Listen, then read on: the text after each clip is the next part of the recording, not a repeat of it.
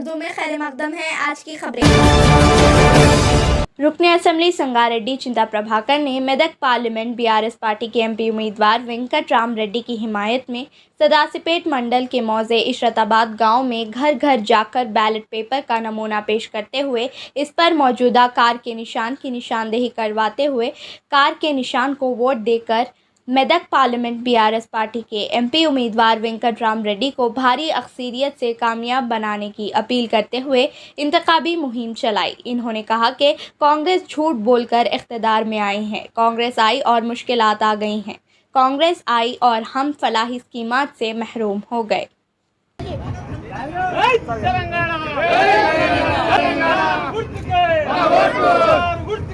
ఎన్నికల్లో ప్రచారంలో భాగంగా సదాశివపేట మండలం రేండ్లపల్లి గ్రామంలో మన కోఆర్డినేటర్ కాసాల బుచ్చిరెడ్డి గారు, మండల పార్టీ అధ్యక్షులు పెద్దగుల ఆంజనేయులు గారు, ఎంపీపీ అధ్యక్షురాలు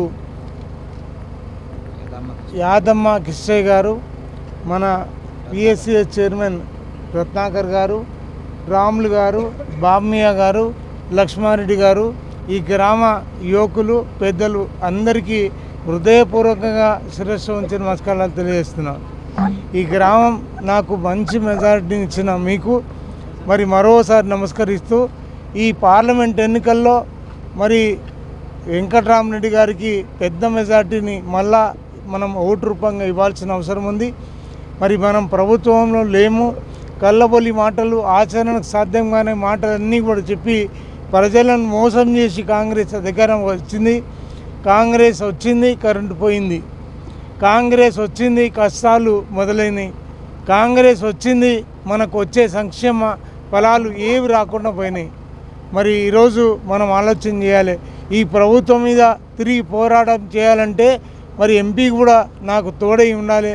కాబట్టి మీరు ఎంపీ ఓటు బీఆర్ఎస్ కారు గుర్తు మీద ఓటు వేయాల్సిందిగా మేము మనందరినీ ప్రార్థిస్తూ మీరందరూ కూడా ఒకసారి ఆలోచన చేయాలి. మనది సెక్యులర్ పార్టీ. మనం ఈరోజు గంగా జమున తహజీబ్ ఆ సంస్కృతి సాంప్రదాయాలను కాపాడిన పార్టీ బీఆర్ఎస్. దేశంలో ఎక్కడా లేని విధంగా మన మౌజాంలకి ఇమాములకి గౌరవవేతనం ఇచ్చి ఆదుకున్నది. మరి వీళ్ళు 12,000 ఇస్తామని చెప్పి 5,000 ఇస్తలేరు ఈరోజు. కాబట్టి ఈ ప్రభుత్వానికి బుద్ధి చెప్పాల్సిన అవసరం ఉంది. కాబట్టి మీరు ఆలోచన చేసి మరి ఈరోజు అందరూ కూడా కారు గుర్తుకు వేయాలని చెప్పి మీకు నమస్కరిస్తూ సెలవు తీసుకున్నా. జై తెలంగాణ.